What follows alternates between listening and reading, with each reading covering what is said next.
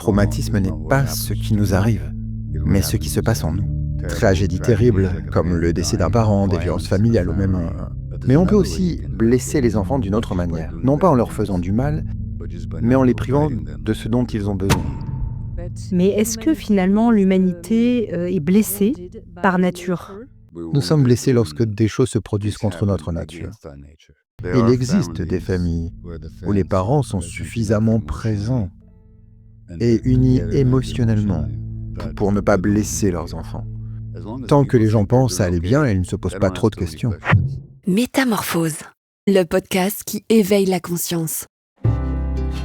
Les amis, il y a des moments où l'on ressent le besoin de faire une pause, de prendre du recul, de se demander où l'on est vraiment dans sa vie professionnelle.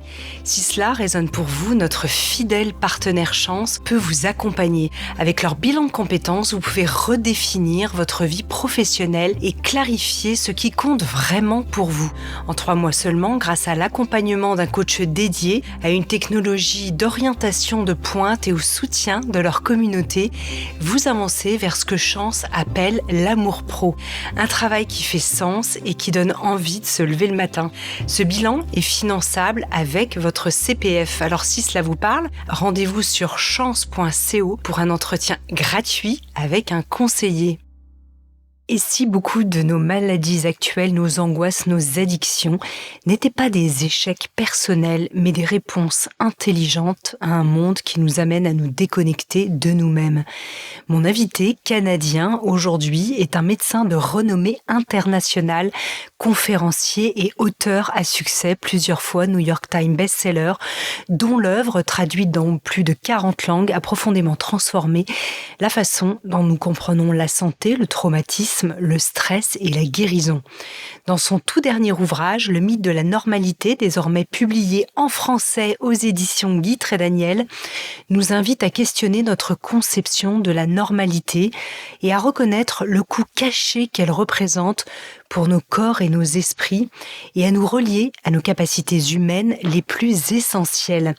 Et merci, docteur Gabor Maté, de vous adresser au public francophone avec votre livre. Je suis absolument enchantée de vous accueillir dans Métamorphose. Bonjour. Bonjour, merci de m'avoir invité. Mais je vous en prie, je sais que vous êtes loin. Je crois que vous êtes à Vancouver, non, en ce moment? Vancouver au Canada, oui. Ok, moi je suis en Suisse, donc effectivement nous sommes loin. J'espère que la technique va bien fonctionner. Alors juste une petite information pour nos auditeurs. Vous proposez une courte formation avec une adaptation en français qui est disponible aussi sur le site compassionateInquiry.com. Alors je leur dirai à la fin de l'entretien et surtout il y a le lien dans l'article sur la plateforme que vous écoutez. Alors, docteur Maté, pour ceux qui ne vous connaissent peut-être pas encore, vous et votre travail, comment les traumatismes que vous avez vécus dans votre enfance et votre jeunesse vous ont-ils personnellement façonné et comment ont-ils influencé par la suite l'orientation et le contenu de tout votre travail? Eh bien, c'est vers la quarantaine que j'ai réalisé que nombre de mes comportements, sentiments et croyances étaient fortement influencés par mon enfance et mes premières expériences de vie. Et j'ai constaté que c'était vrai non seulement pour moi, mais aussi pour tous mes patients. Qu'il s'agisse de maladies mentales, de maladies physiques chroniques, d'addiction ou de problèmes relationnels. Leur fonctionnement était largement conditionné par ce qui leur était arrivé plus tôt dans la vie. Pour ma part, tout a commencé il y a 82 ans, au mois de janvier, à Budapest en Hongrie. Je suis né de parents juifs 2 mois avant l'occupation nazie de la Hongrie.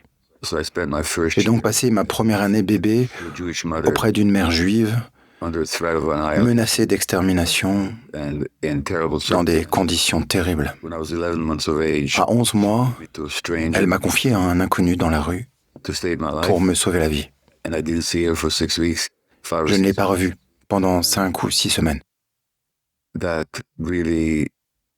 Et cela a vraiment influencé mon estime de moi-même, à bien des égards, ainsi que ma vision du monde.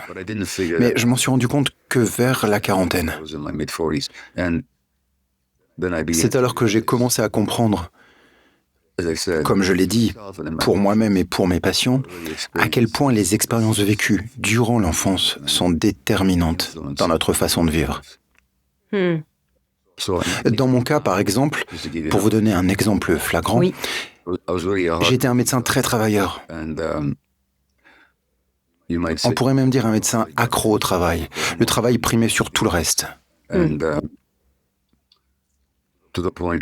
Au point de négliger les besoins de ma famille, pour me consacrer à une carrière de médecin performant et occupé. Qu'est-ce que cela voulait dire? Le message que j'avais reçu très tôt dans la vie et que je n'étais pas désiré. Comme une preuve que je n'avais aucune importance. Alors pour prouver mon importance en tant que médecin, j'étais motivé par le désir d'aider l'humanité, de soulager la souffrance et d'atténuer la maladie. C'était conscient, mais inconsciemment, j'essayais aussi de prouver mon importance et le fait qu'on avait besoin de moi. Et c'est ce qui a alimenté mon addiction au travail. C'est donc souvent ce dont nous n'avons pas conscience qui guide nos vies. Et ce dont nous n'avons pas conscience est conditionné par ce qui nous est arrivé durant notre petite enfance. Alors merci d'avoir partagé avec nous votre histoire, votre parcours. Dans cet ouvrage remarquable, Le mythe de la normalité, vous affirmez que ce que notre culture appelle finalement normal est souvent profondément malsain et nous conduit finalement à une adaptation, à un stress chronique et à une déconnexion de soi. Selon vous, quelle est la chose la plus, on va dire, dangereuse, alors c'est peut-être pas le terme complètement approprié, mais que nous avons normalisé dans la société occidentale, parfois même sans nous en rendre compte. Oui. Non, le mot normal est intéressant, car il peut être utilisé de deux manières. En tant que médecin, je sais qu'il existe une plage de température dans laquelle la vie est possible. Oui. Si la température est trop élevée, par exemple si elle monte à 40, 41 ou 42 degrés, on est en danger. Si elle est trop basse, par exemple 34 ou 35 degrés, la vie est en danger. Donc, normal signifie sain et naturel. C'est la même chose pour la tension artérielle. Il existe une certaine fourchette de tension artérielle qui permet de rester en vie, mais si elle est trop élevée ou trop basse, on est en danger. Normal signifie donc sain et naturel. Mais nous commettons l'erreur d'utiliser le mot normal dans un autre sens. Non pas ce qui est sain et naturel, mais ce à quoi nous sommes habitués, ce que tout le monde fait, ce qui est courant. Et beaucoup de choses auxquelles nous sommes habitués ne sont ni saines ni naturelles. Dans la société occidentale, par exemple, je pense que le plus gros problème est ce que nous croyons savoir sur les êtres humains, sur la nature humaine. Si vous demandez aux gens ce qu'est la nature humaine selon eux, beaucoup diront que les gens sont égoïstes, individualistes et compétitifs. C'est ça la nature humaine. En tout cas en anglais, quand quelqu'un se comporte ainsi, tout le monde dit « Oh, c'est juste la nature humaine ». Mais ce n'est pas la nature humaine. C'est la façon dont la société capitaliste conditionne les gens. Chaque société a sa propre conception de la nature humaine. Et cette conception, autrement dit ce qui est considéré comme normal, correspond à ce à quoi tout le monde est habitué. Or, il n'y a rien de normal, de sain ni naturel dans une vision de l'être humain qui le perçoit comme agressif, individualiste et compétitif. Car au cours de notre évolution, nous étions des êtres sociaux. Les relations humaines étaient bien plus importantes pour nous que notre seule réussite individuelle. Je parle d'évolution sur des millions d'années. À une échelle plus réduite, de nombreuses pratiques d'éducation sont considérées comme normales. Par exemple, punir les enfants est considéré comme normal. Même frapper les enfants a été autrefois considéré comme normal. De nombreuses études ont montré que donner la fessée aux enfants est aussi nocif que de les maltraiter.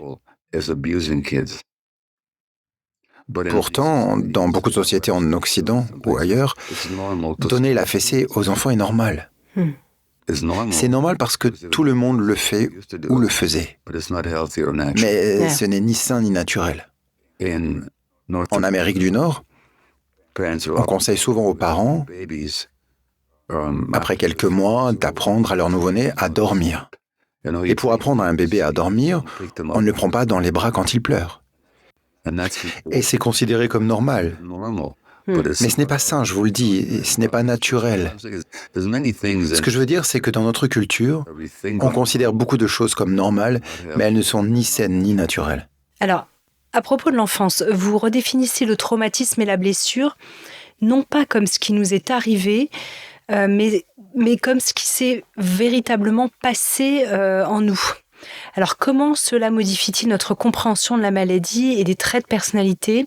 Je pense qu'il est important pour nos auditeurs de comprendre ce que vous appelez traumatisme. Je sais que vous l'avez expliqué évidemment à maintes reprises depuis des décennies, mais comme il s'agit vraiment d'un changement de paradigme dans cette définition, je pense que c'est important peut-être que vous l'expliquiez à nouveau. Bien sûr. Beaucoup de gens, lorsqu'ils pensent à un traumatisme, pensent à des choses terribles qui arrivent à une personne, comme des violences physiques ou sexuelles, ou des tragédies terribles, comme le décès d'un parent, des violences familiales ou même un divorce difficile. En fait, ils confondent le traumatisme avec les événements eux-mêmes, mais ce n'est pas le sens du mot. Le traumatisme, littéralement, d'après son origine grecque, signifie blessure.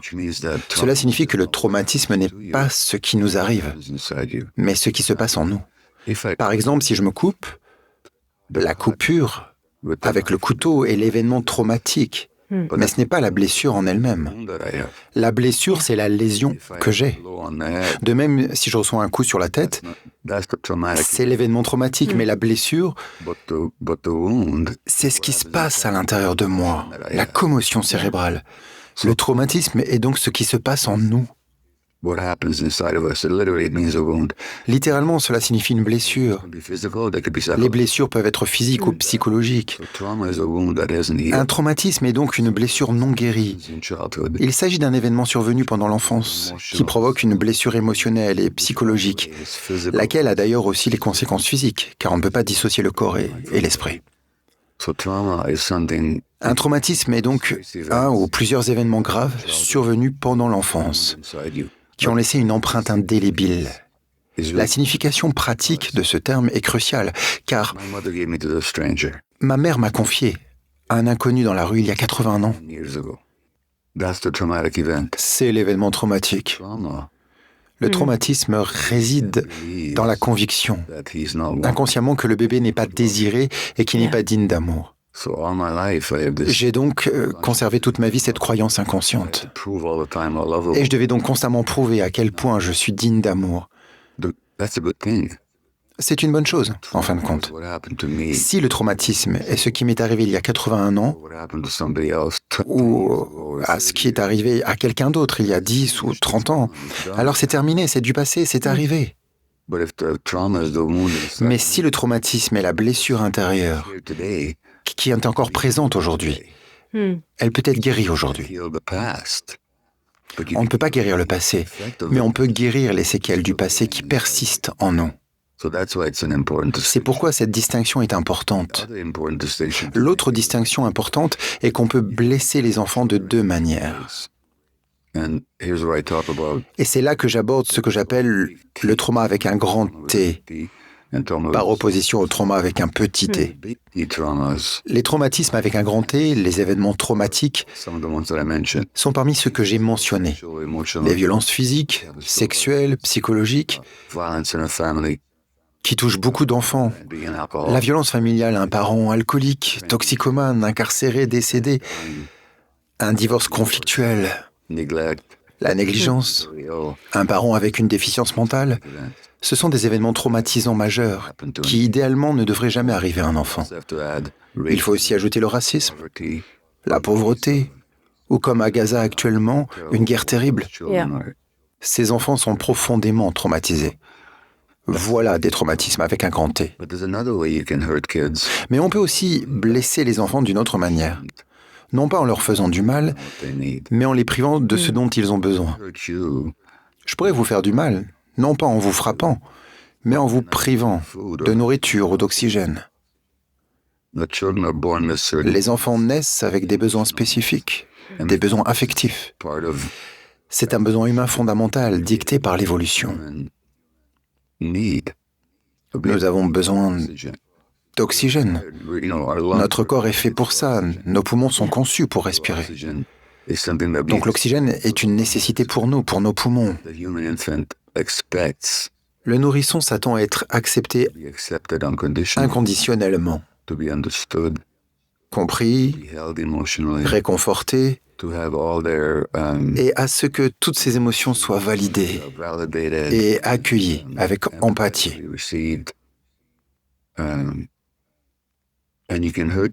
On peut blesser un enfant non seulement en faisant de mauvaises choses, mais aussi simplement en ne lui fournissant pas ce dont il a besoin. Ce sont les événements traumatiques avec un petit t. Oui, merci beaucoup Gabor Maté. Est-ce que vous pensez que certaines personnes ne portent même pas de trauma, ce que vous appelez avec un petit t? Je ne parle pas des grands traumatismes avec un grand T, mais est-ce que finalement l'humanité est blessée par nature? Non, l'humanité n'est pas blessée par nature. L'humanité fait partie de la nature. C'est comme demander si les animaux sont blessés par nature. Non, ils ne le sont pas. Sûrement pas émotionnellement.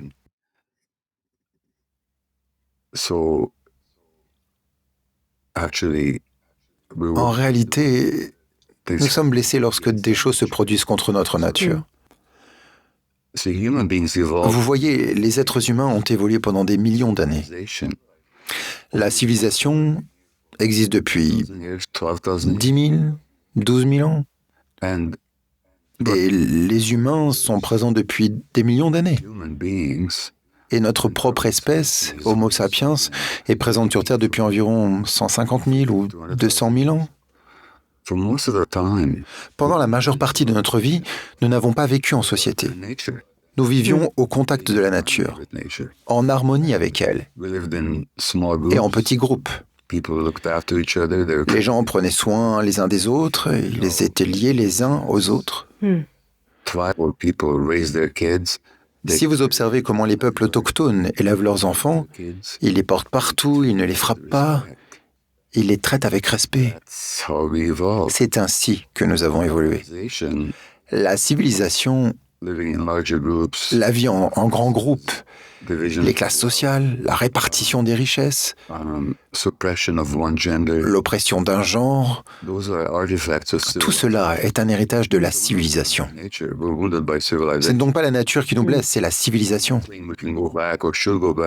Je ne dis pas que nous pouvons ou devrions revenir en arrière. Ce que je dis, c'est que ce n'est pas la nature qui nous blesse, c'est le fait de nous être éloignés de la nature qui nous blesse.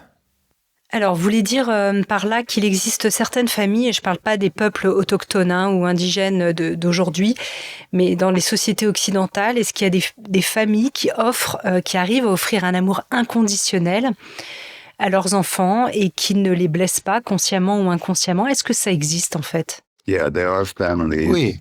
Il existe des familles où les parents sont suffisamment présents et unis émotionnellement pour ne pas blesser leurs enfants. Oui, ces familles existent. Très peu dans les sociétés occidentales, très peu. Mais elles existent, c'est possible. Et qu'en est-il des blessures et des traumatismes des grands-parents, ce qu'on appelle, alors oui, j'avais un peu perdu le mot en anglais, ce qu'on appelle le transgénérationnel ou la psychogénéalogie? Le traumatisme est presque toujours transgénérationnel. Oui. Prenons l'exemple des peuples autochtones du Canada où je vis. Avant l'arrivée des Européens, ils n'étaient pas parfaits, loin de là. Mais la façon dont ils traitaient leurs enfants était admirable. Ils ne les frappaient pas, ils les respectaient. En fait, lorsqu'ils sont arrivés en Amérique du Nord, les Européens étaient très choqués par la façon dont les autochtones traitaient leurs enfants. Vous savez pourquoi? Parce qu'ils ne les frappaient pas. Et les chrétiens disaient, en s'appuyant sur la Bible, « Qui aime bien, châtie bien. » Si vous ne frappez pas les enfants, vous ne les élevez pas correctement. C'est ce que pensaient les Européens. Or, les peuples autochtones traitaient bien leurs enfants, très sûrs d'eux. Les Européens et les missionnaires ont écrit à ce sujet. Puis lors de la colonisation de l'Amérique du Nord, au Canada, aux États-Unis, l'État a arraché les enfants à leurs parents et les a envoyés dans des pensionnats. Ils ne pouvaient pas voir leurs parents. Ils subissaient des coups, des brutalités, des contraintes, et on leur imposait le christianisme. Très souvent, ils étaient victimes d'abus sexuels de la part de l'Église, du clergé. Résultat, au Canada, aujourd'hui, les conséquences, dans mon pays, les femmes autochtones représentent seulement 5% de la population féminine, mais elles comptent pour 77% de la population carcérale. Même constat en Australie, en Nouvelle-Zélande, aux États-Unis. Les femmes autochtones étaient autrefois épargnées par les maladies auto-immunes. Or, le risque de développer une polyarthrite rhumatoïde, une maladie auto-immune où le système immunitaire attaque les organes qu'il est censé protéger, est 6 fois plus élevé chez les femmes autochtones que chez les hommes caucasiens. Et elles n'avaient jamais ce genre de maladie avant. Donc ce n'est pas génétique. Ce que je veux dire, c'est pourquoi. Parce que pendant des générations, on a arraché les enfants à leurs parents. Ces enfants, devenus parents à leur tour, ont transmis leur traumatisme à leurs propres enfants. C'est pourquoi dans les communautés autochtones, le taux d'abus sexuels sur les enfants est élevé. C'est comme ça. Je ne blâme personne. Je blâme la colonisation, car c'est le système des pensionnats qui a instauré les abus sexuels systématiques sur les familles et les enfants autochtones. Et les parents n'avaient même pas le droit de voir leurs enfants. Il y a donc un terrible héritage qui se transmet de génération en génération. C'est un exemple extrême. J'ai parlé de mes propres traumatismes, j'ai transmis mes traumatismes à mes enfants. Je ne voulais pas, mais c'est ce qui s'est passé. Bien sûr, oui, c'est ce que nous faisons tous. Et dans vos travaux, vous montrez que de nombreuses maladies physiques et mentales ne sont pas en fait des dysfonctionnements, comme vous l'avez évoqué, mais plutôt finalement des phénomènes adaptatifs intelligents. Qu'est-ce que ça change quand on cesse de se demander « qu'est-ce qui ne va pas chez moi ?» comme vous l'avez fait vous-même à la quarantaine, vous l'avez expliqué, et qu'on commence à se demander finalement à quoi mon corps a-t-il dû s'adapter ? Je pense que c'est la bonne question parce que c'est celle que vous posiez vous-même, on l'a dit, à la quarantaine, comme vous l'avez dit tout à l'heure. Alors peut-être que chacun d'entre nous, tous ceux qui nous écoutent, on pourrait se poser cette question si on a le sentiment de souffrir de quelque chose. Oui, et c'est généralement la souffrance qui suscite cette interrogation. Tant que les gens pensent à aller bien, ils ne se posent pas trop de questions. Oui, mais est-ce que vous alliez bien quand vous travailliez trop ou est-ce que vous étiez d'une certaine manière... Parce que c'est vrai que parfois on est tellement conditionné qu'on peut être comme coupé en deux, anesthésié, et finalement ne pas ressentir une réelle souffrance. Eh bien, pendant longtemps, je ne souffrais pas, en effet. Je pensais être un médecin accompli, j'avais des enfants, j'étais marié, je gagnais bien ma vie, j'avais une bonne réputation. Tout allait bien, mais à un moment donné, j'ai réalisé que j'étais déprimé. J'ai réalisé que ma relation avec mon épouse était difficile, que mes enfants avaient parfois peur de moi. Et j'ai aussi compris qu'il y avait en moi un potentiel que je n'avais même pas commencé à exprimer. Donc, on peut continuer longtemps à croire que tout va bien.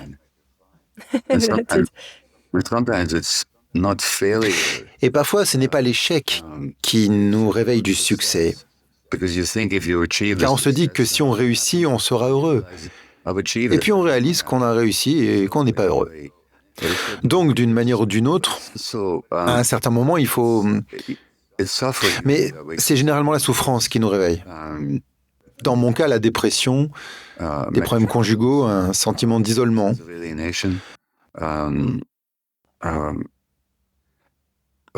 Pour d'autres personnes... Oui, je pense que c'est suffisant. Oui, mais pour d'autres, il peut s'agir d'une addiction, d'une maladie physique. Le dramaturge grec Échille écrivait dans sa pièce Agamemnon, il y a 2400 ans environ, que les dieux nous ont créés d'une telle sorte que nous devions souffrir pour accéder à la vérité. Donc, généralement, c'est une forme de souffrance. Une personne peut souffrir d'une maladie physique qui lui fait prendre conscience que sa vie n'est peut-être pas équilibrée. Ou bien, ils peuvent souffrir de dépression, d'anxiété, d'une crise psychotique, d'une addiction, d'un cancer, ou encore d'une poussée de maladie auto-immune. Le problème, c'est que la médecine occidentale dissocie le corps et l'esprit. Ainsi, lorsqu'une personne tombe malade, on la traite uniquement comme un problème physique. Alors, mon expérience, mes observations et des centaines d'études montrent que les problèmes de santé physique sont souvent liés à des problèmes émotionnels non résolus, des problèmes qui remontent à l'enfance. Dès lors, face à la souffrance, deux attitudes sont possibles. La première consiste à simplement faire disparaître la souffrance. La seconde est de se dire, oui, je ne veux pas souffrir, mais y a-t-il quelque chose que je dois apprendre en même temps? Tout dépend de notre approche. Oui, c'est intéressant parce que vous avez dit que concernant l'enfant, l'enfance, il y a un conflit entre attachement et authenticité. Est-ce que vous pourriez nous expliquer, s'il vous plaît, ce mécanisme? Oui, bien sûr. Parlons donc des maladies auto-immunes. Les maladies auto-immunes sont des maladies où le système immunitaire attaque l'organisme lui-même. Le système immunitaire est conçu pour nous protéger des invasions extérieures, comme les bactéries ou internes, comme les tumeurs malignes. C'est comme l'armée suisse qui est conçue pour protéger la Suisse. Une maladie auto-immune, c'est comme si l'armée suisse attaquait la Suisse. C'est comme si elle commençait à tuer la population. Voilà ce qu'est une maladie auto-immune, quand le système immunitaire attaque l'organisme qu'il est censé protéger. Voici ce que j'ai remarqué concernant les maladies auto-immunes, comme d'autres personnes l'ont également remarqué. Les personnes atteintes de maladies auto-immunes présentent souvent certaines caractéristiques. Elles ont une tendance à se préoccuper davantage, voire de manière compulsive, des besoins émotionnels des autres, plutôt que des leurs. Elles ont tendance à s'identifier à leurs devoirs, à leur rôle et à leurs responsabilités plutôt qu'à leur véritable identité. Elles ont tendance à refouler leur colère, même saine. Ce sont donc généralement des personnes aimables. Je m'inquiète toujours pour les personnes très aimables. Elles ont tendance à croire qu'elles sont responsables des sentiments des autres et qu'elles ne doivent jamais décevoir personne. Voilà donc les 4 caractéristiques. Permettez-moi d'ajouter quelques précisions. Tout d'abord, 70 à 80% des maladies auto-immunes touchent les femmes. Oui. Et c'est vraiment intéressant. Si l'on observe quel genre, dans la culture occidentale, est censé être aimable avec tout le monde, ne jamais se mettre en colère et assumer la responsabilité émotionnelle des besoins d'autrui, ce sont les femmes. Mais personne ne naît comme ça. Un nouveau-né ne refoule pas ses émotions. Si vous voulez voir un être humain en colère, Prenez un bébé de 3 mois et essayez de lui faire manger quelque chose qu'il refuse. Vous allez alors voir à quoi ressemble une colère saine. Mais ce qui arrive aux êtres humains, c'est qu'ils ont 2 besoins fondamentaux que vous avez mentionnés. Nous avons le besoin d'attachement. L'attachement, c'est le fait d'être proche de quelqu'un. C'est comme la gravité qui attire 2 corps l'un vers l'autre, soit pour être pris en charge, soit pour prendre soin de l'autre. Et les êtres humains sont des êtres d'attachement. Ce n'est pas seulement le cas des êtres humains, mais de tous les mammifères. Car le mammifère, qu'il soit un ours, un loup, un dauphin, une baleine, un bébé mammifère ne peut survivre sans attachement, sans être pris en charge. Il y a donc un besoin d'attachement. Et vous savez, en tant qu'être humain, nous ressentons ce besoin d'attachement tout au long de notre vie. Mais chez les nourrissons et les jeunes enfants, il est indispensable. Nous avons donc ce besoin d'attachement, d'appartenance. Mais nous avons aussi un autre besoin, celui d'être nous-mêmes. C'est ce que j'appelle l'authenticité. Cela signifie être à l'écoute de ses ressentis. Il m'arrive souvent de m'adresser à un large public et de leur demander « Avez-vous déjà fait l'expérience d'un ressenti profond à propos de quelque chose sans y prêter attention, puis l'avoir regretté par la suite ?» Votre ressenti vous dit quelque chose. Vous l'ignorez et vous en souffrez ensuite. Et sur 1000 personnes, généralement, 1000 lèvent la main.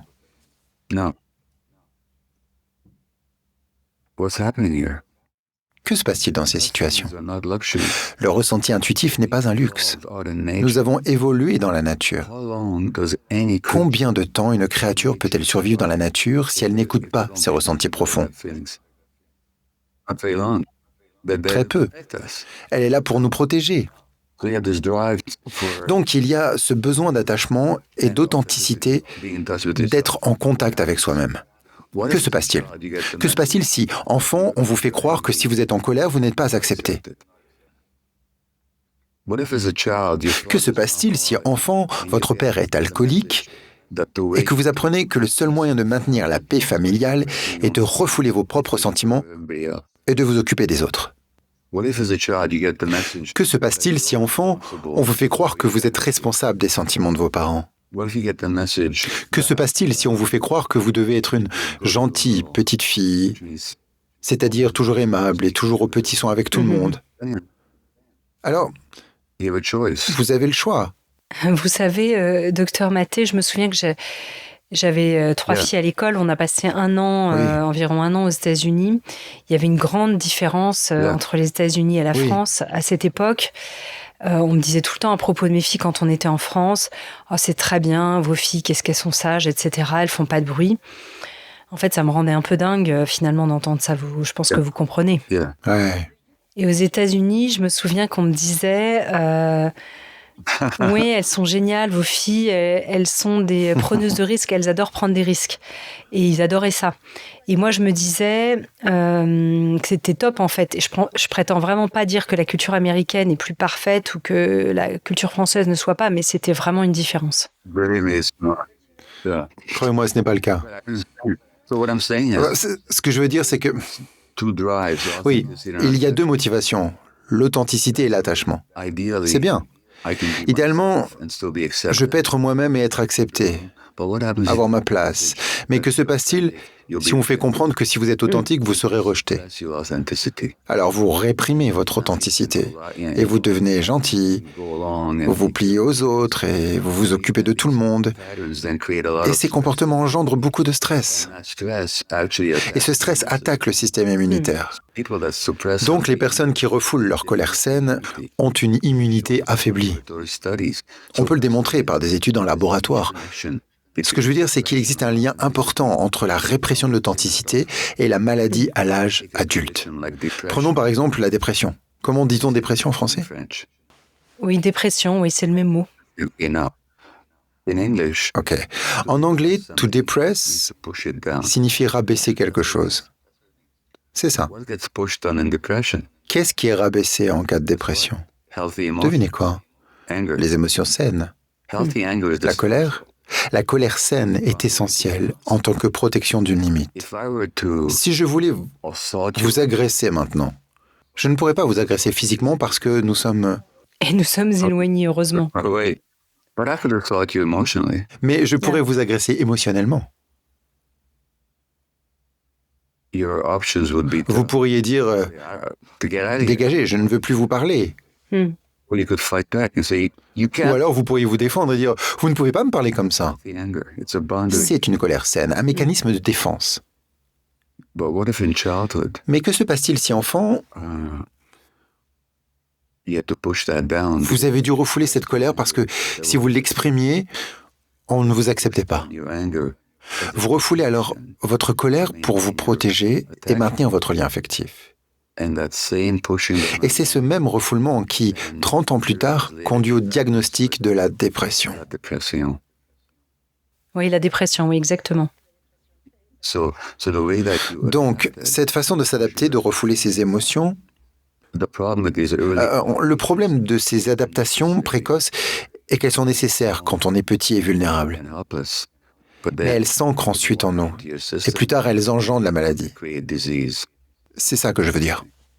Oui, et surtout, comme vous l'avez dit, chez les femmes, car vous le dites dans votre ouvrage, que les maladies auto-immunes sont plus fréquentes chez les femmes, d'ailleurs en général, notamment chez les femmes autochtones, comme vous l'avez rappelé, mais aussi dans la population générale. Permettez-moi de vous donner un exemple. Oui.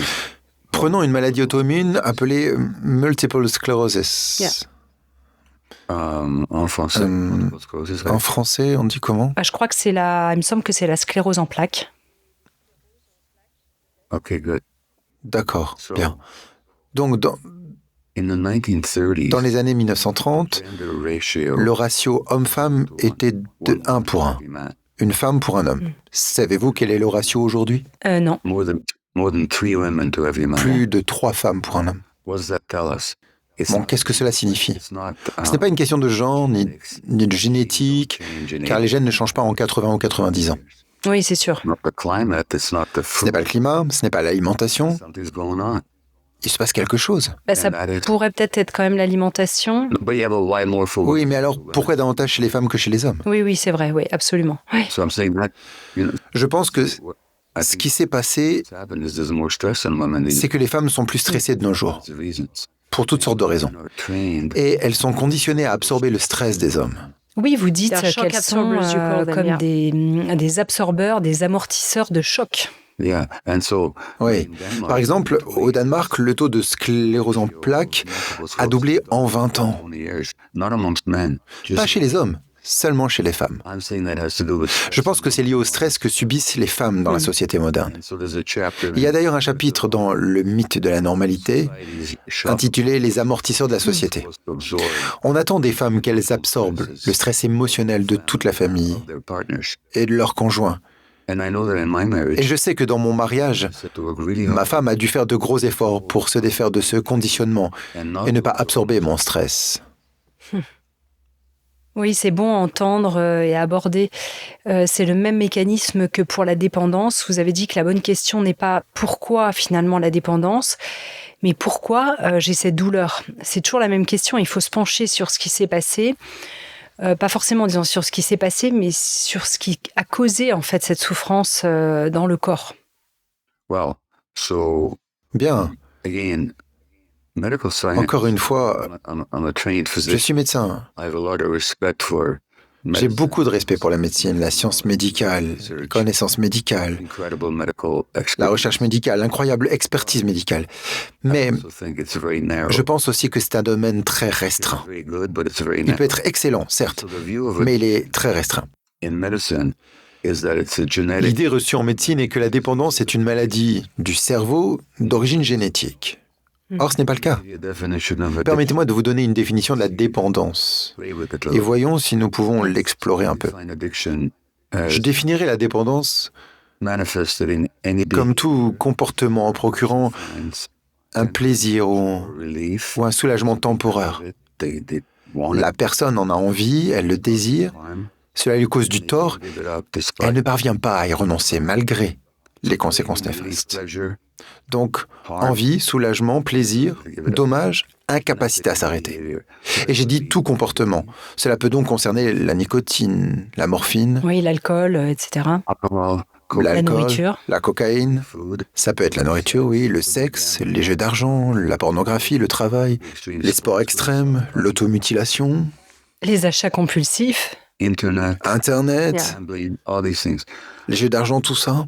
Et encore une fois, quand je parle de mon expérience, et j'ai travaillé pendant 12 ans avec une population fortement dépendante, une population toxicomane, je me suis rendu compte que oui, ils étaient accros aux drogues. Mais j'avais mes propres addictions. Pas aux drogues dans mon cas, mais au shopping, au travail. Le shopping, alors là, je n'arrive pas à vous imaginer faire trop de courses. J'étais complètement accro au CD de musique classique. Hein. Ah oui, d'accord. Ouais. Et quand je dis addiction, je veux dire que je dépensais $2000 en un après-midi. Et le soir, il fallait que j'y retourne et que je dépense encore $2000. Vous savez, j'étais vraiment accro. Et je mentais à ma femme à ce propos. Je négligeais mes obligations. C'était une véritable addiction. Alors quand je donne ma définition de l'addiction, je demande au public, ok, combien d'entre vous admettent avoir déjà eu une addiction à un moment ou à un autre dans votre vie? La plupart lèvent la main. Alors je leur dis, maintenant, dites-moi non pas ce qui était mauvais dans cette addiction, mais ce qui était bon. Qu'est-ce qu'elle vous a apporté à court terme? Et on me disait souvent, ça me procurait du plaisir. Ça m'engourdissait. Pardon? Dopamine, la dopamine. Dopamine est un terme chimique. Oui, les gens, effectivement, ne répondent pas à cette question en disant dopamine. Ouais, ils ne répondent pas à cette question. Mais ils parleront d'un sentiment d'excitation, d'une sensation de vitalité. Ça, c'est de la dopamine. Oui. Un sentiment d'appartenance, un sentiment de contrôle, un soulagement de la douleur. Alors je demande aux gens, le soulagement de la douleur, est-ce bon ou mauvais? Se sentir vivant, plein de vitalité et de dynamisme, est-ce que c'est bon ou mauvais? Ressentir la paix intérieure, l'absence de stress, c'est un sentiment de contrôle, un sentiment d'appartenance. Est-ce une bonne ou une mauvaise chose? Les gens répondent, c'est une bonne chose. Alors ma réponse est, la dépendance n'était pas votre problème. La dépendance était une tentative de résoudre un problème. Qu'il s'agisse de drogue, d'opiacés, de cocaïne, d'alcool, de nicotine ou de comportement. La dépendance est une tentative de résoudre le problème de la souffrance émotionnelle. C'est pourquoi je dis, ne vous demandez pas pourquoi la dépendance. Demandez-vous pourquoi la douleur. Et si vous ne savez pas pourquoi vous souffrez, retournez à votre enfance, car c'est de là que vient votre douleur. Alors, de quelle manière recommanderiez-vous de revenir à l'enfance? Vous parlez beaucoup des thérapies somatiques impliquant le corps. Pensez-vous qu'il faille revenir à notre histoire, même celle dont on ne se souvient pas forcément? On sait qu'il y a beaucoup de déni à ce sujet et que parfois, évidemment, on ne se souvient pas parce qu'on était trop petit ou parce que le choc émotionnel a été trop fort. Permettez-moi de faire une distinction. Oui.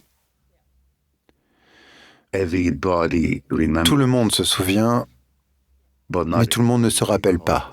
Il y a une différence. Oui, effectivement, c'est très différent. Oui, merci. Il existe deux types de mémoire. Il y a la mémoire de rappel, qui est consciente. On l'appelle en anglais mémoire explicite, celle qui permet de se rappeler des choses.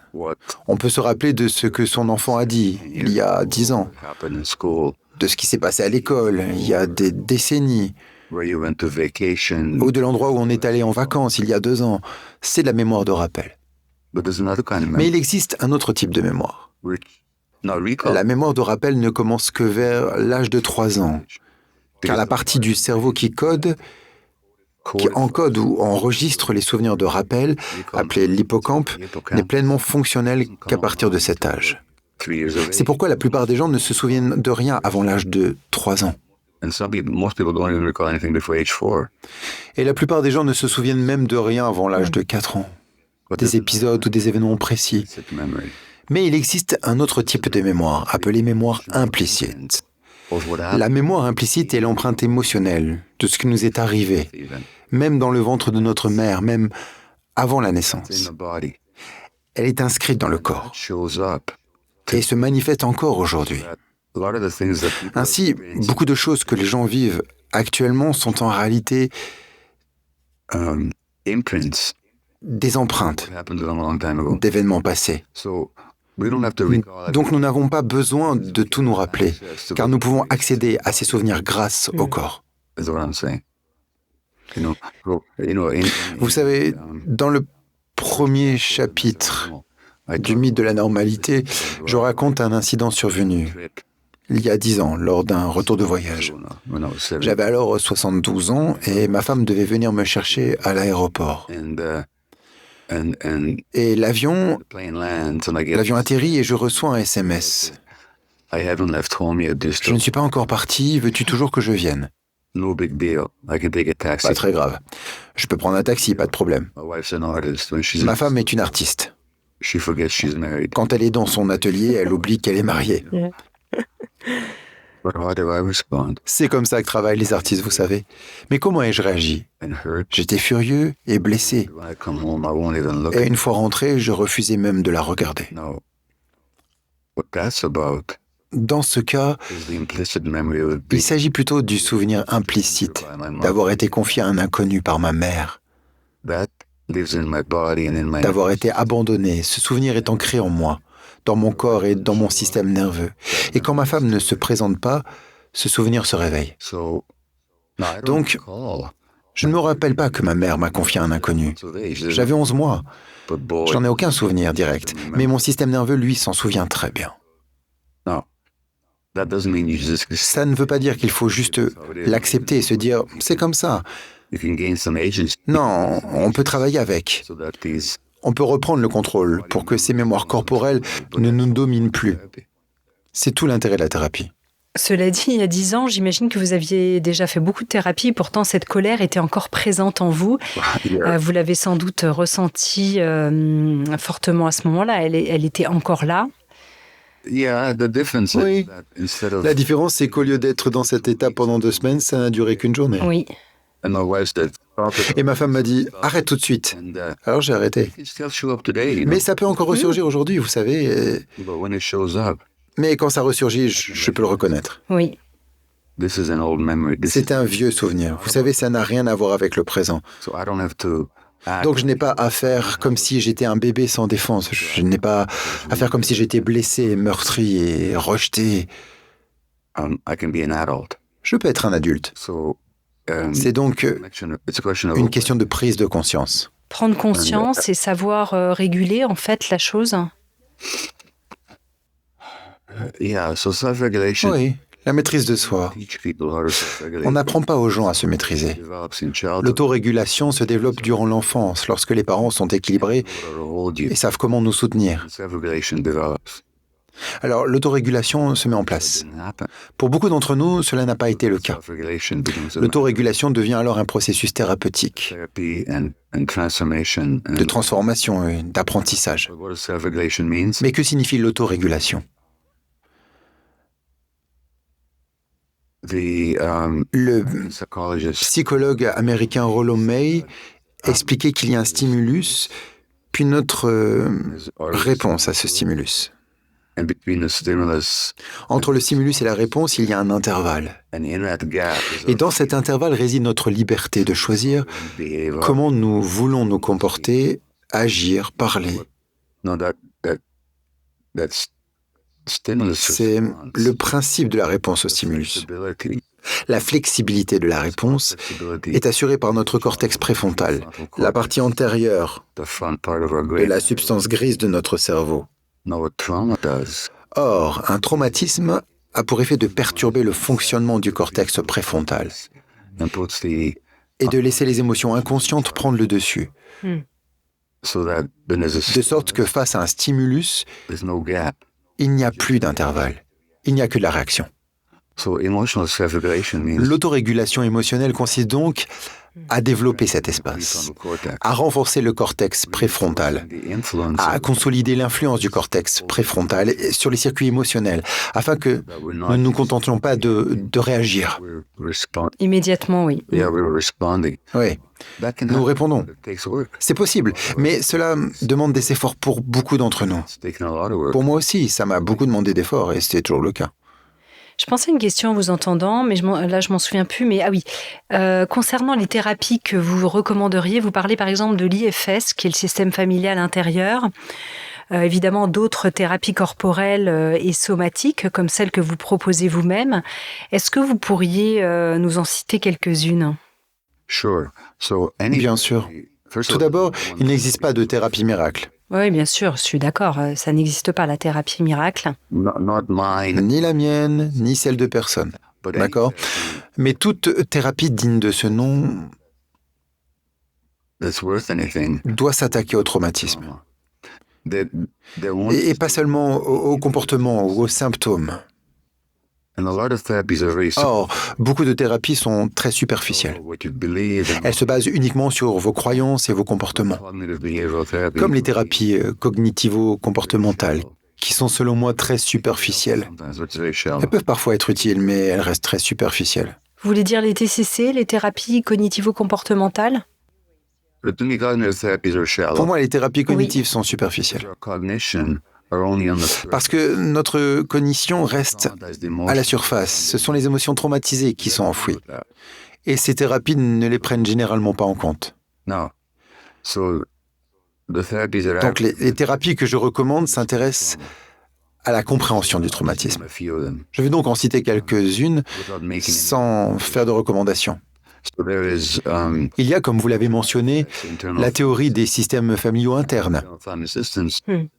Cette théorie considère que nous abritons toutes ces petites personnalités différentes, certaines qui sont là pour nous protéger, d'autres pour apaiser notre souffrance, et d'autres encore pour nous éviter des ennuis. Et la théorie des systèmes familiaux internes tente de réunir toutes ces sous-personnalités sous la régulation du soi.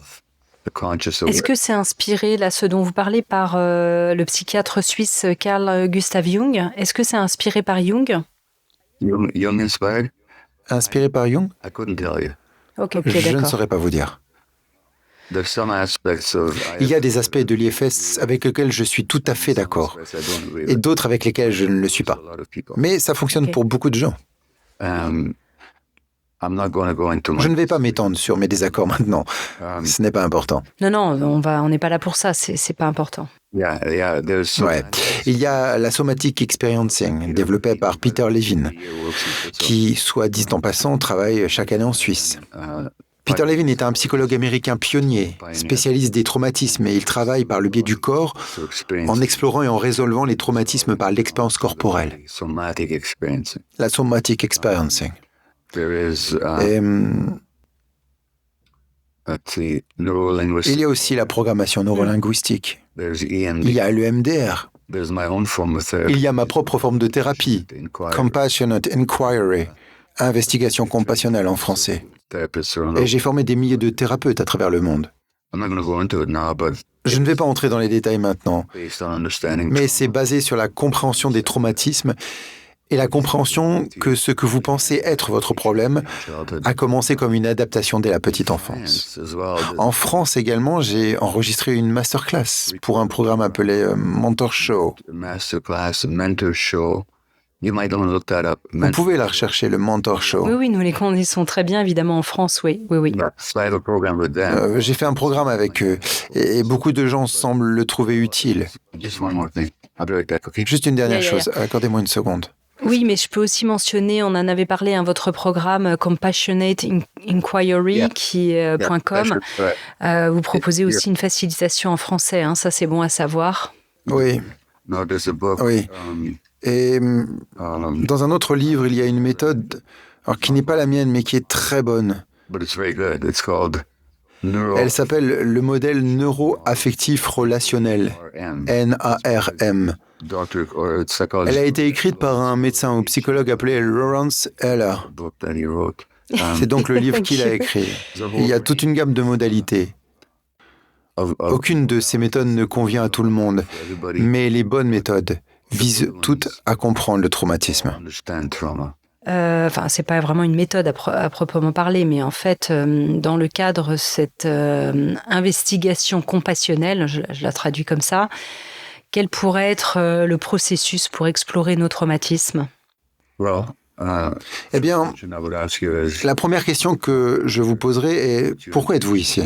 Quelle est votre intention en venant en thérapie ?» C'est vraiment important.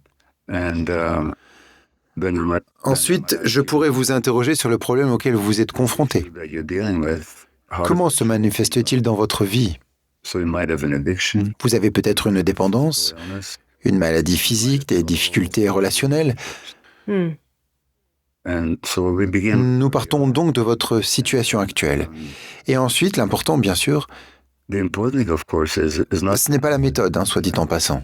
Oui, vous ne cherchez pas à corriger ou à éliminer les symptômes, comme vous l'avez dit, mais à rétablir une forme de complétude.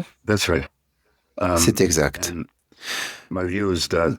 Selon moi, quelque chose s'est produit dans la petite enfance qui nous coupe de nous-mêmes, qui nous sépare de notre corps, de nos émotions. La guérison naît de la reconnexion à soi. Et l'aspect le plus important n'est pas la méthode. En réalité, mais la sécurité dans la relation entre le thérapeute et le client.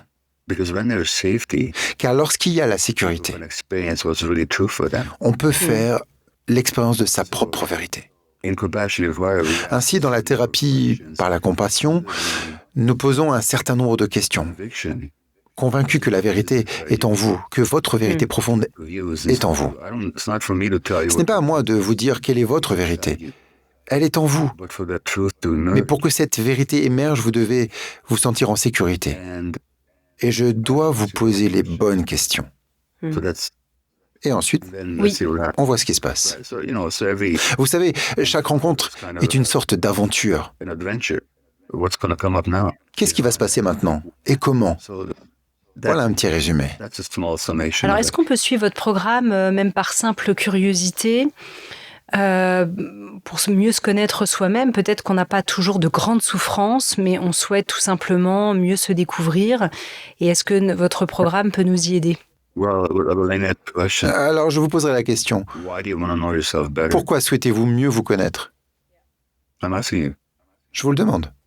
Oui, parce que je suis consciente, par exemple, d'être imprégnée de croyances, de conditionnements qui sont issus évidemment de ma culture, de mon milieu familial, et je souhaite comprendre ce qui me définit, ce qui ne me définit pas.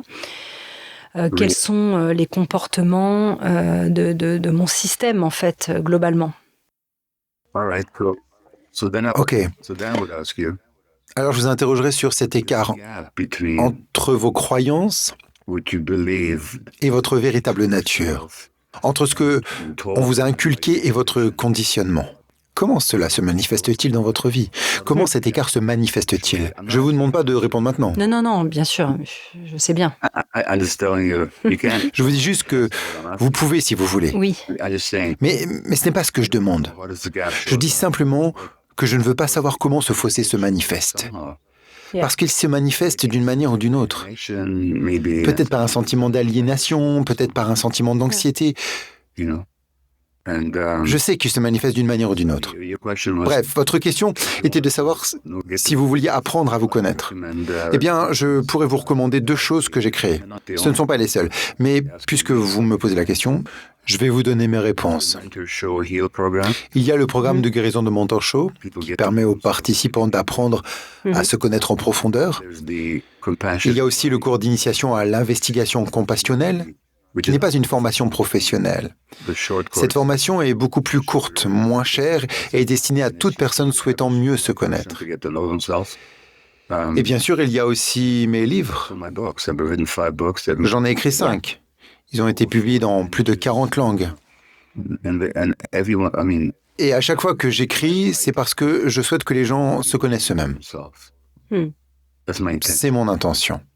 Alors, Gamor Maté, vous racontez une expérience particulière que vous avez vécue au Pérou, une expérience qui vous a transformé. Que s'est-il passé ? Je me souviens plus, je crois que c'était il y a quelques années, quelque chose comme à peu près 5 ans. Vous avez vécu une expérience particulière qui vous a amené, je crois, conduit à réfléchir à la manière d'introduire la spiritualité dans le processus de guérison. Est-ce que vous pouvez nous en parler ? Ok, quand vous dites que j'ai vécu une expérience particulière, à laquelle faites-vous référence ? Oui, alors pour revenir sur cette expérience particulière, je parlais de celle avec le chaman en Amazonie. Ah ok, d'accord. Alors, j'ai effectivement vécu une expérience avec une plante chamanique au Pérou.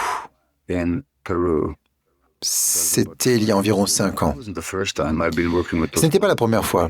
Je travaille avec ces plantes depuis de nombreuses années. Mais je tiens à préciser une chose. Il y a la spiritualité et il y a le travail avec la médecine des plantes. On peut faire un travail spirituel sans avoir recours à la médecine des plantes.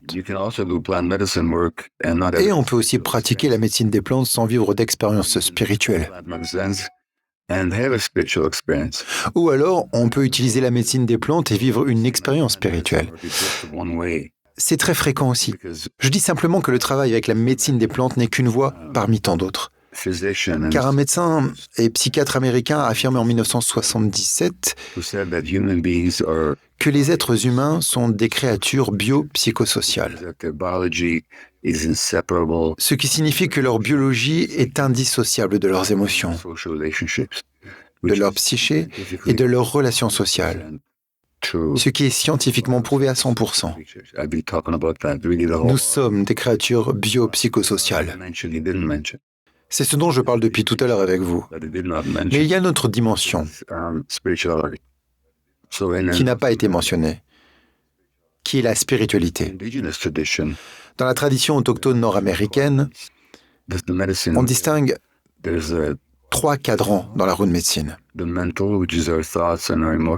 y a le physique, il y a le mental, c'est-à-dire nos pensées et nos émotions. Il y a le social, c'est-à-dire nos relations avec le monde et avec les autres. Et puis il y a la dimension spirituelle, qui transcende nos petits égos individuels et nous enseigne que nous faisons tous partie de quelque chose de bien plus grand. Toutes les traditions spirituelles, qu'elles soient hindoues, ou à travers la Bhagavad Gita, les bouddhistes, les mystiques chrétiennes, ou même le soufisme, comme Rumi, ou encore celle des peuples autochtones du monde entier, partagent ce sentiment que nous ne sommes pas que de petits égos, mais que nous participons à l'expression de quelque chose de bien plus vaste. C'est cela la dimension spirituelle.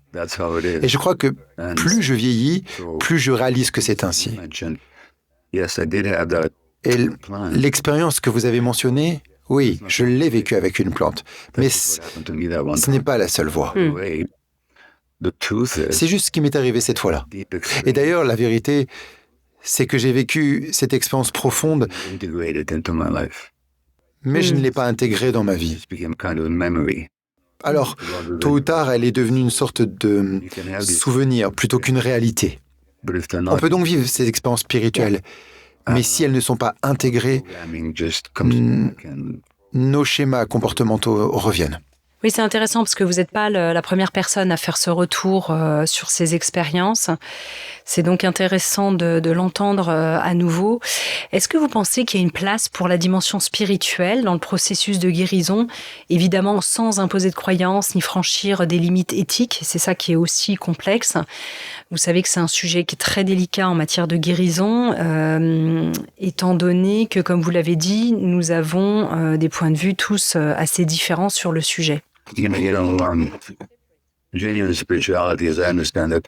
Non, vous savez, la spiritualité authentique, telle que je la conçois, n'a rien à voir avec les croyances. Ce qui est vraiment intéressant, c'est de lire les expériences spirituelles de mystiques chrétiens, comme Jean de la Croix, Sainte Thérèse d'Avila, Maître Eckhart, ou encore Rumi, ou Hafiz, les mystiques soufis, Ou bien on lit la Bhagavad Gita, l'ancien texte spirituel et mystique hindou. Il y a plein d'autres textes, ou encore les mystiques juifs. Ils le décrivent tous presque exactement de la même manière. Ils ont tous des croyances différentes sur tel ou tel point. L'expérience est la même. Mais l'expérience, oui, elle est tout à fait la même. Et donc ces croyances, d'ailleurs je n'ai jamais vécu d'expérience aussi profonde. Le plus proche que j'ai connu, c'est avec cette plante. Mais quand je les lis, j'en reconnais une certaine vérité. Je comprends. Je connais des gens qui ont vécu de telles expériences. Pas moi, ma femme, oui. Des amis à moi, mais pas moi. Je n'ai pas ce genre de cerveau, je crois. Mais ce que je veux dire, c'est qu'au final, il ne s'agit pas de croyances. Vous savez, il s'agit d'expériences directes. Ce qui est très différent des croyances conscientes. Vous savez, prenez le christianisme. On peut se dire chrétien et détester tout le monde. Ou se dire chrétien et aimer tout le monde. Donc, vous savez, les croyances, et c'est la même chose avec toutes les religions. Religion et spiritualité ne sont pas forcément synonymes. Gabor Maté, est-ce que vous auriez encore un peu plus de temps pour nous parler du TDAH, du trouble de l'attention avec ou sans hyperactivité?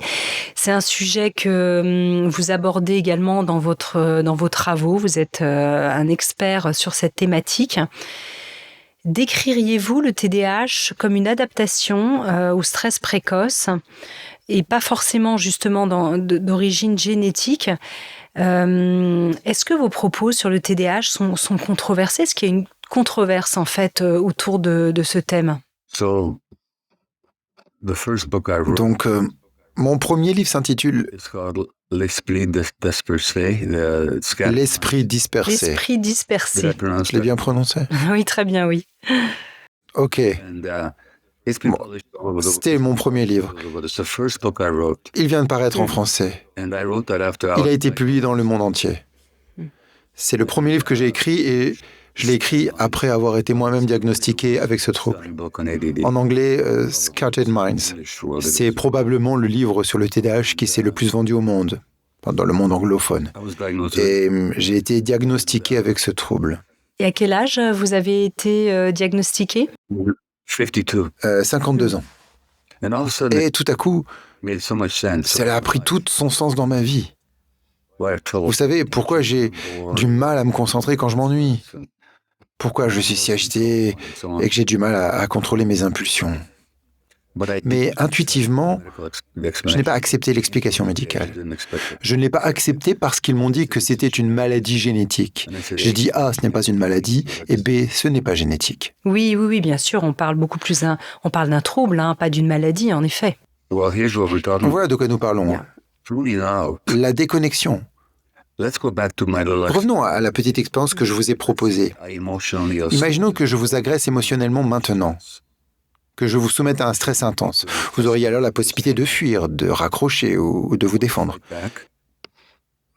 Mais que feriez-vous si vous ne pouviez pas faire cela? Je serais sûrement pétrifié. Oui, c'est ça. Vous ne feriez rien.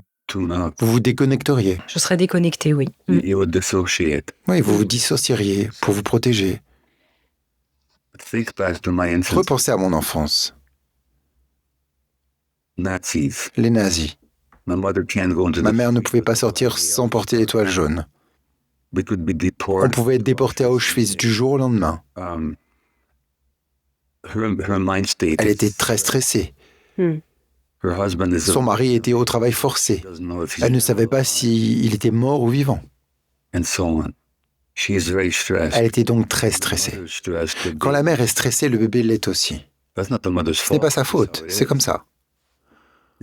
On peut voir cela sur le cerveau du bébé. Plus la mère est stressée, plus le bébé l'est. Comment gérer ce stress? Est-ce que je peux m'échapper? Changer de situation? Non, je me déconnecte. Mais quand est-ce que je me déconnecte? Pendant le développement de mon cerveau. Donc cette tendance à me déconnecter s'inscrit naturellement en moi. Aujourd'hui, 35 ans plus tard, j'ai des enfants et Vancouver est une ville très paisible. Il n'y a pas de nazis, il n'y a pas de guerre, mais je suis médecin et je travaille énormément. Je suis très fragile émotionnellement. Mon mariage est très tendu. Mes enfants sont génétiquement très sensibles. La sensibilité est en partie génétique. Plus on est sensible, plus on ressent les choses intensément. Selon l'étymologie latine, être sensible, c'est ressentir les choses. Comment mes enfants gèrent-ils cela? Ils se déconnectent. Donc, je ne blâme pas les parents. Je dis simplement que dans la société moderne, pour toutes sortes de raisons que j'évoque dans le mythe de la normalité, les parents sont très stressés et les enfants génétiquement sensibles y font face en partie en se déconnectant. Le TDAH se développe donc comme un mécanisme d'adaptation lié au développement cérébral dans un environnement stressant. Cela signifie aussi que nous pouvons améliorer les conditions et l'environnement. Le cerveau peut changer grâce à la neuroplasticité, c'est-à-dire la capacité de développer de nouveaux circuits neuronaux, même tard dans la vie. Pour information, lorsque j'ai écrit L'Esprit dispersé, mon premier livre, j'étais sous traitement pour mon TDAH. Cela m'a aidé. Mais quand j'ai écrit Le mythe de la normalité, qui est beaucoup plus long, plus complexe et exigeant, et qui m'a pris 10 ans, je n'ai pas pris de médicaments. J'en avais plus besoin, car mon cerveau avait suffisamment évolué pour que je puisse gérer cette tâche, bien plus complexe, sans médicaments. Donc, je veux dire que le TDAH commence comme un mécanisme d'adaptation, et ce n'est pas une maladie héréditaire. Certes, il existe une prédisposition génétique, mais nous pouvons agir dessus, car l'environnement influence les gènes. Ainsi, en modifiant l'environnement, nous pouvons modifier le fonctionnement du cerveau. L'épigénétique. Oui, c'est l'épigénétique. Plutôt que d'essayer de modifier le comportement de l'enfant, il faut modifier son environnement. Oui, j'ai récemment interviewé un professeur de psychiatrie à Genève qui est un expert du TDAH. Il parlait de neurodiversité.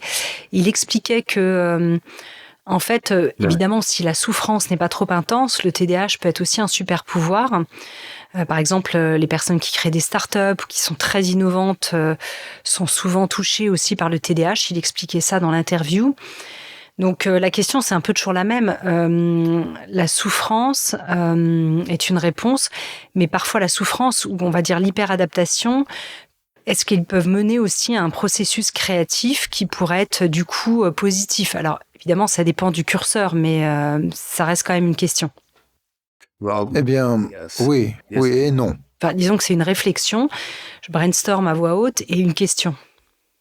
Oui, il y a du vrai là-dedans. Vous savez, mais je pense que la créativité ne vient pas de la souffrance. Elle vient de la sensibilité. Cette sensibilité serait présente de toute façon. La souffrance est imposée par l'environnement. Il est certain que j'ai beaucoup appris en faisant face à ma souffrance.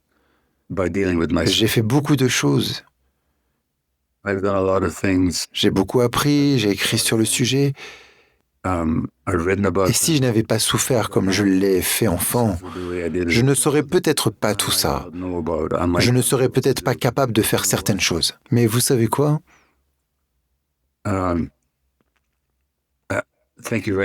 Merci beaucoup. Mais si je pouvais me passer de la souffrance, au diable toute cette sagesse, vous savez, et si j'avais pu éviter d'imposer ma souffrance à mes propres enfants, j'aurais préféré. Donc, je pense que la créativité découle du degré de sensibilité. Je ne pense pas que la souffrance soit nécessaire à la créativité. La souffrance nous apprend des choses si on arrive à la gérer, ce qui est une bonne chose. Mais je ne suis pas favorable à la souffrance. Surtout quand elle est excessive, la souffrance. Et je ne pense pas que ce soit nécessaire à la créativité. Et ce qu'on appelle neurodiversité, c'est une expression intéressante. Diversité par rapport à quoi? Cela suppose toujours qu'il existe une norme? Et oui, et on revient toujours à ce qui est la normalité. Oui, et les personnes neurodivergentes sont différentes de la norme. Je dis qu'il n'y a pas de norme, je pense qu'il existe tout un spectre. Eh bien, à ce moment-là, tout est divergent, alors d'une certaine manière. C'est exact. Ou pas. Ou pas, c'est tout le problème. Oui, c'est ça, et en fait, on reboucle à nouveau. Alors, j'avais une conversation il n'y a pas longtemps avec une artiste française qui est très connue en France pour le podcast.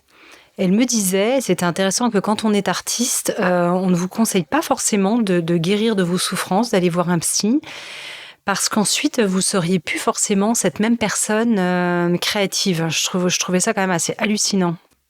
Je n'y crois pas une seconde. Oui, moi aussi, j'étais vraiment surprise d'entendre ça. Vous savez, le contenu de votre art peut changer, mais votre élan créatif, votre passion et votre talent resteront toujours les mêmes. Oui, c'est une bonne chose. Oui. Alors, on s'approche de la fin de cette émission. On est à un moment de bascule et d'immense chaos là, en ce moment pour l'humanité. S'il y avait vraiment un changement intérieur à exprimer, selon vous, en ce moment, quel serait-il ? D'accord, il y a une chose. Il n'y a rien de fondamentalement mauvais chez qui que ce soit. Personne n'est brisé. Personne n'est au-delà d'une transformation possible. La vérité se trouve en chacun de nous, et avec de la compassion pour soi-même et de la persévérance, on peut découvrir cette vérité. Et tout ce que l'on pense être un problème chez soi est le résultat d'un événement, d'une blessure. Et ces blessures peuvent guérir pourvu qu'il y ait conscience et intention. Nous pouvons tous guérir. C'est une vérité universelle. Merci beaucoup pour vos paroles. Oui, je trouve que c'est une magnifique façon de conclure. Merci beaucoup, docteur Gabor Maté. Merci infiniment en tout cas pour cette conversation profonde, sincère et si humaine. Je rappelle que votre dernier ouvrage, Le mythe de la normalité, est désormais disponible en français aux éditions Guy Trédaniel. Je tiens également à souligner que ce programme court de formation dont nous avons parlé, qui est proposé en français, est conçu pour explorer en profondeur les fondements de cette approche psychothérapeutique qui est accessible sur le site compassionateinquiry.com et le lien pour plus de facilité se trouve dans la description ci-dessous. Merci infiniment. Eh bien, merci beaucoup. Ravi de vous avoir rencontré. Au revoir. Si vous avez aimé ce podcast, n'hésitez pas à lui donner 5 étoiles sur Apple Podcast et surtout abonnez-vous pour ne manquer aucun épisode. Découvrez mes invités en avant-première sur Instagram à l'adresse Métamorphose Podcast et abonnez-vous aussi gratuitement dès maintenant à la newsletter Métamorphose pour être au courant de nos conférences, ateliers et de nos dernières actualités. Pour ça, rendez-vous sur notre nouveau site www.métamorphosepodcast.com. Métamorphose, le podcast qui éveille la conscience.